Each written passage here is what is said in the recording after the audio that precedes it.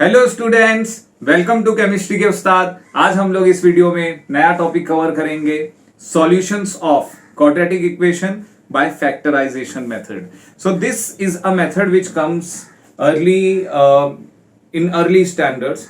ये मेथड आपको early standards में आ जाता है, 7th 8th 9th में। और इस मेथड को समझने के लिए बच्चों को बहुत तकलीफ होती है। तो let us try to understand the factorization method.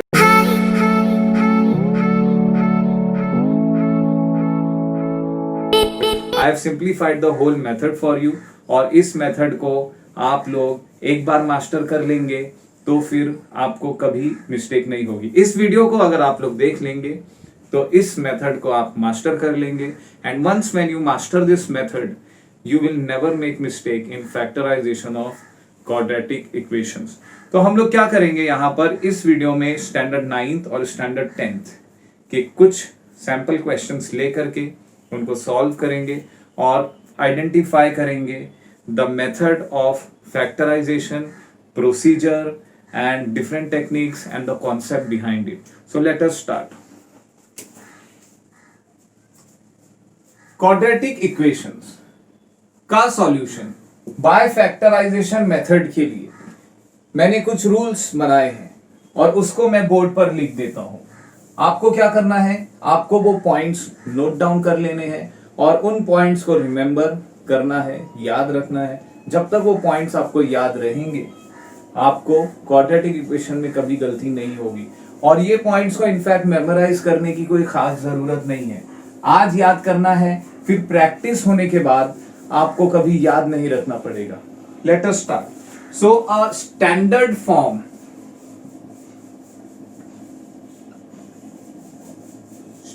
Form of a quadratic equation is ax square plus bx plus c is equal to 0। यह है standard form of a quadratic equation. इस स्टैंडर्ड फॉर्म में हमें 3 term दिखाई दे रहे हैं। इसको हम लोग बोलेंगे फर्स्ट टर्म, सेकेंड टर्म और थर्ड टर्म। ये तीनों टर्म हमारे सामने हैं।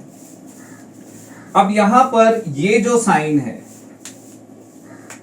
इसको हम लोग बोलेंगे sign of the second term. ये जो साइन है इसको हम लोग बोलेंगे sign of the third term. Is that clear students? Alright, so now let us try to remember and memorize the rules for factorisation.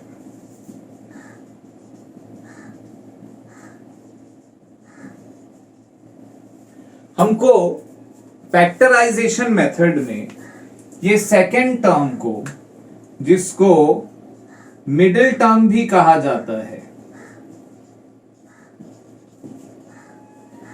को 2 फैक्टर्स में ब्रेक करना है। कितने फैक्टर्स में ब्रेक करना है? 2 फैक्टर्स में ब्रेक करना है ये सेकेंड टर्म को। ऑलराइट, तो ये जो bx है ये 2 अलग अलग फैक्टर में ब्रेक होगा।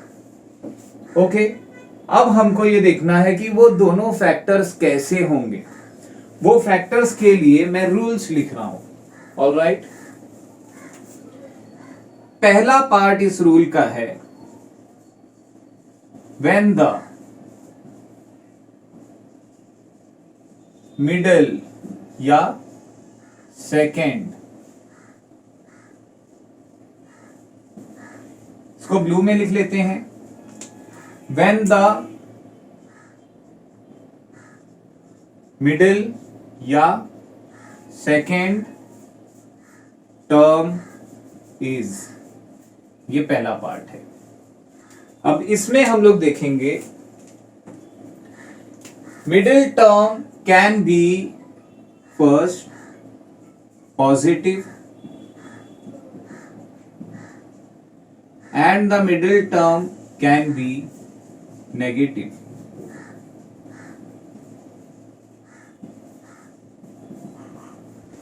Similarly, when the third term or last term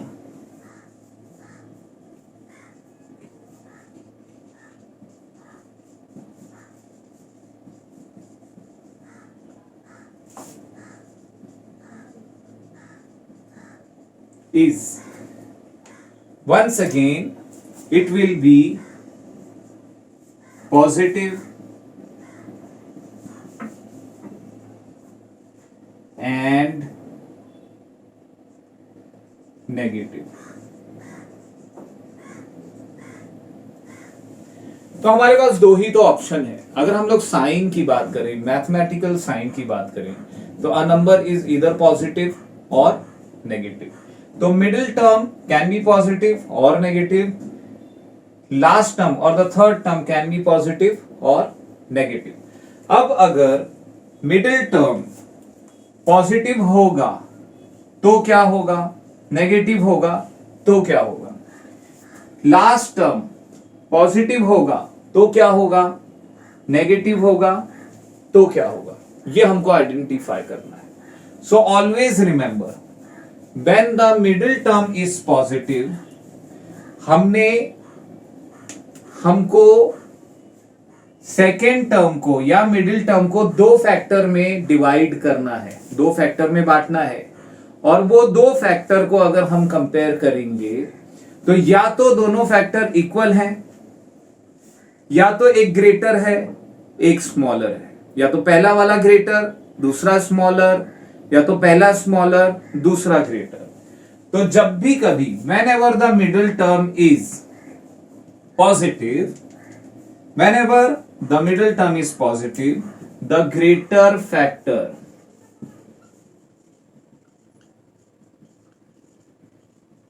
is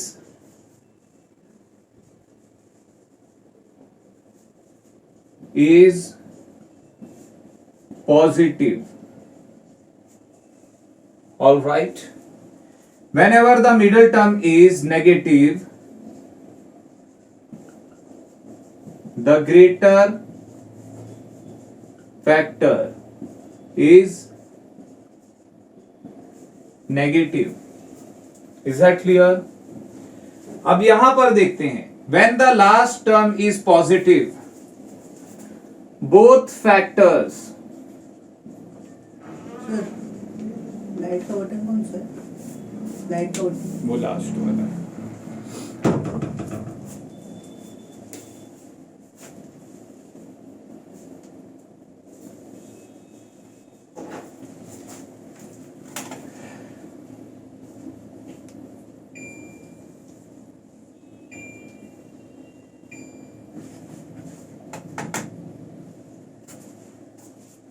Whenever the last term is positive, whenever the last term is positive, both factors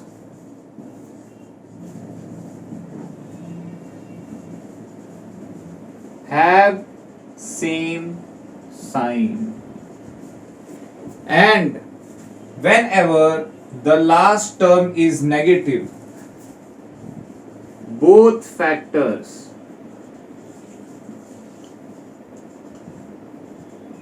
have opposite sign.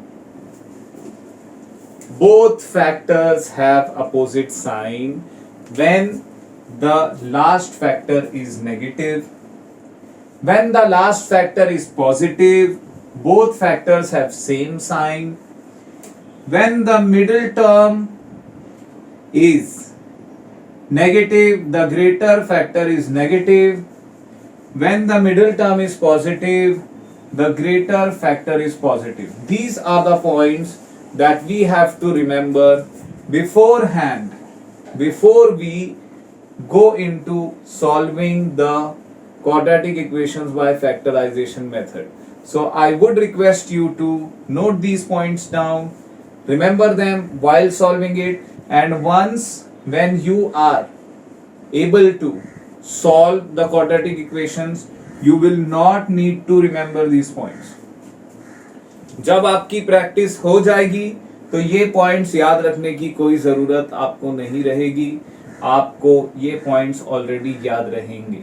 Alright, so let us now go ahead and start solving the quadratic equations by factorization method using these rules. Alright, let us start.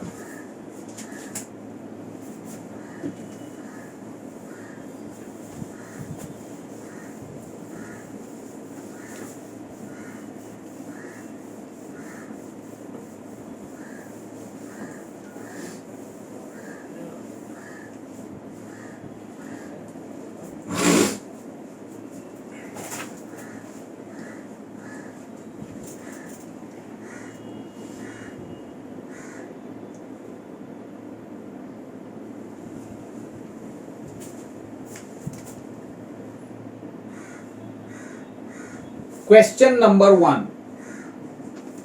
The simplest question of all. The simplest question of all. 2x square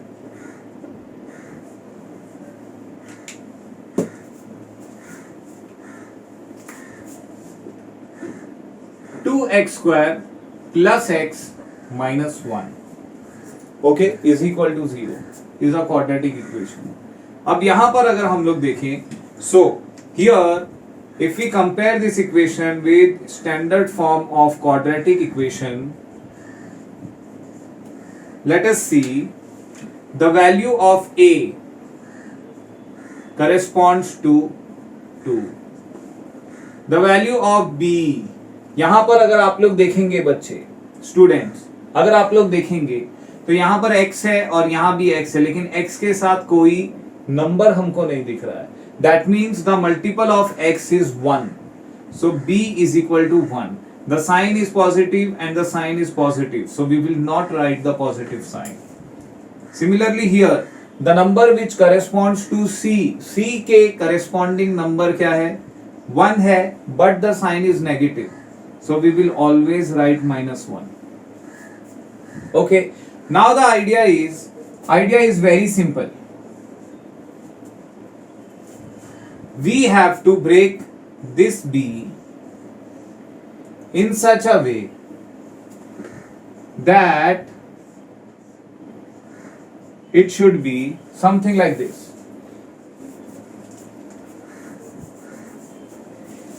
We have to break this b into two factors that when we multiply this should be the answer. We have to break this b into two factors that when we multiply those two factors of b के दोनों factor को multiply करेंगे तो it should be a multiple of a and c. So the value of a is, a की value देखिए, वापस से बोल रहा हूं, फिर से बता रहा हूं बच्चों, हमको इस b को ऐसे दो फैक्टर में डिवाइड करना है कि वो दोनों फैक्टर को मल्टीप्लाई करेंगे तो a का वैल्यू और c का वैल्यू मल्टीप्लाई करने के बाद जो आंसर आता है उसके इक्वल होना चाहिए. तो देख लेते हैं, 2 a की जगह पर क्या है 2, c की जगह पर है -1, 2 मल्टीप्लाइड बाय -1 इज -2. तो हमको -2 को दो ऐसे फैक्टर में ब्रेक करना है कि when we add them the answer should be 1 and when we multiply them the answer should be -2. Okay, is that clear? Now if you remember the rules that we talked about, plus sign of the middle term tells us that the greater factor is positive. Minus sign of the last term tells us that both the factors have opposite sign. लेकिन हमने तो identify कर लिया कि greater factor positive है और ये minus हमको बता रहा है कि दूसरा फैक्टर अपोजिट साइन वाला है, तो minus. Alright, is that clear? Now अब 2 को फैक्टराइज करेंगे, ऐसा फैक्टर बनाना है कि आंसर आना चाहिए -2 और दोनों को ऐड करें तो आंसर आना चाहिए 1. तो factor is 2 1s are 2 +2 -1. These are the two factors, right? Now +2 into -1, 2 1s are 2, plus into minus will give us a minus sign. So the answer will be -2. That means our factorization is complete and we have not solved it anywhere because it was a very simple factorization. तो अब हम लोग ये second term को split करेंगे. Let us see. So now this becomes 2x square plus sign of the greater factor and the greater factor 2x minus 1x. 1 हम लोग नहीं लिखेंगे because 1 multiplied by x is x. -1 is equal to 0. this is our middle term which is factorized and now split into two parts. Plus 2x minus x, plus 2x में से एक x minus करेंगे हमको 1x मिलता है, right? So the factorization is completely proper and hence we will go ahead. Now we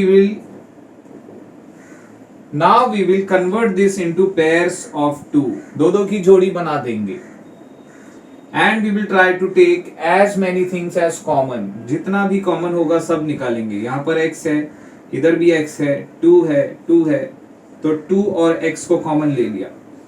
Out of 2x square when 2x is taken common, यहां पर बचेगा x और यहां से पूरा 2x as a common factor बाहर चला गया, तो यहां पर मल्टीपल कुछ नहीं बच रहा है. So we know that 2x 1s are 2x, anything multiplied by 1 is the same thing. When it goes out we have to write 1, right students? We have to write 1, right students?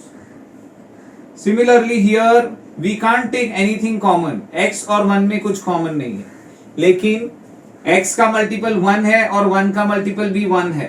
Sign is common, so we will write minus and 1 will be taken common. x 1 जा x, minus sign तो common हो गई तो बाहर आ गई, अंदर plus बचेगा और बचेगा 1 is equal to 0. Is that clear? Now if you carefully look, both the brackets are same. Okay, so we will take these two brackets as common terms. अब ये दोनों टर्म्स के बीच में, ये हमारा पहला टर्म है, ये दूसरा टर्म है, बीच में माइनस की साइन है. इन दोनों के बीच में हमने ब्रैकेट का पार्ट कॉमन ले लिया. जो कुछ बचेगा उसको हम लोग नेक्स्ट ब्रैकेट में लिख देंगे. ये हमारा फैक्टराइजेशन कंप्लीट हो गया. Is that clear? सो यहां पर हमने फैक्टराइजेशन तो किया है लेकिन अभी सॉल्व नहीं हुआ है, फैक्टर्स मिल गए हमको. तो अब आगे देखिए, यहां पर when we multiply two brackets we get the answer 0 is equal to 0. This bracket multiplied by this bracket is equal to 0. That means x plus 1 is equal to 0 और 2x minus 1 is equal to 0. इस चीज को समझने के लिए आपको ये समझना है कि अगर 2 को हम लोग 0 से मल्टीप्लाई करेंगे तो आंसर 0 आएगा. 0 को हम लोग 3 से मल्टीप्लाई करेंगे तो आंसर 0 आएगा. अगर हम लोग कोई दूसरे नंबर्स को एक दूसरे से मल्टीप्लाई करेंगे तो आंसर 0 कभी नहीं आएगा.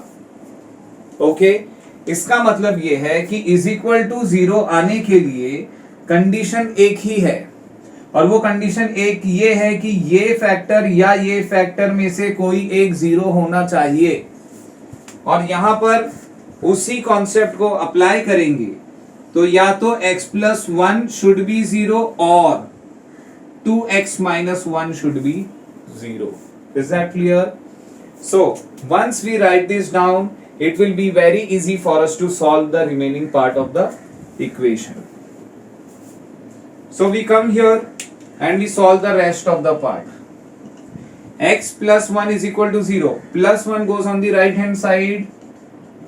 It gives us x is equal to minus 1. Then we write or 2x minus 1 is equal to 0. Minus 1 goes on the right hand side and gives us plus 1. But it is not solved yet. हमको तो x की value चाहिए. So 2 is multiplying x over here, it goes there and divides. These are the two values that we have obtained.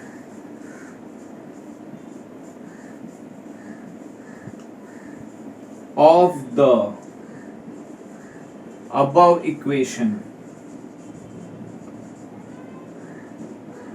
is x is equal to minus 1 और x is equal to 1 upon 2, right? और एक और चीज बताता हूं बच्चों, हमने इस चैप्टर के इंट्रोडक्शन में ये पार्ट कवर किया था कि quadratic equation is a two-dimensional equation. Yes or no? Two dimensions. And hence the variable has the index 2. Highest index, ये भी वेरिएबल है लेकिन इसका इंडेक्स हाईएस्ट इंडेक्स नहीं है. इसका इंडेक्स हाईएस्ट है इस पूरे इक्वेशन में जो 2 है, जिसको हम लोग डिग्री बोलते हैं. So degree of a quadratic equation is 2, right? Because it has 2 dimension. तो जब भी कभी हम लोग ऐसे इक्वेशन को सॉल्व करेंगे हमको 2 आंसर मिलेंगे. क्यों 2 आंसर मिलेंगे? क्योंकि it is a 2 dimensional equation. Alright, similarly इसी कॉन्सेप्ट को यूज करते हैं और एक चीज समझते हैं. अगर हमको क्यूबिक इक्वेशन आया तो हमको 3 आंसर्स मिलने चाहिए. पर हम लोग जब क्यूबिक इक्वेशन सॉल्व करेंगे तब वो पॉइंट को डिस्कस करेंगे. I hope this is clear. There is one more trick that I will tell you now. हमको आंसर यहीं पर मिल जाते हैं. कहाँ मिल जाते हैं? यहीं मिल जाते हैं, लेकिन हमको ये आइडेंटिफाई करना होता है कि करेक्ट आंसर क्या है.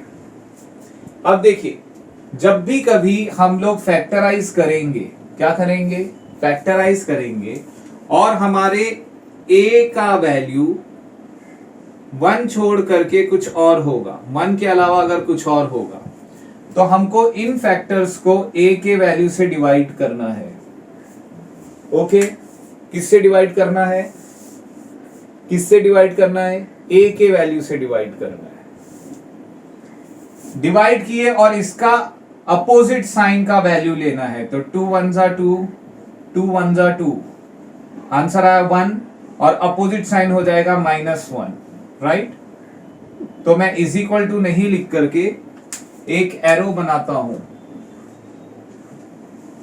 सिमिलरली ये 1/2 डिवाइड नहीं होगा, पॉइंट में आंसर आएगा. तो हम लोग इसका अपोजिट साइन का वैल्यू लेंगे 1/2, राइट?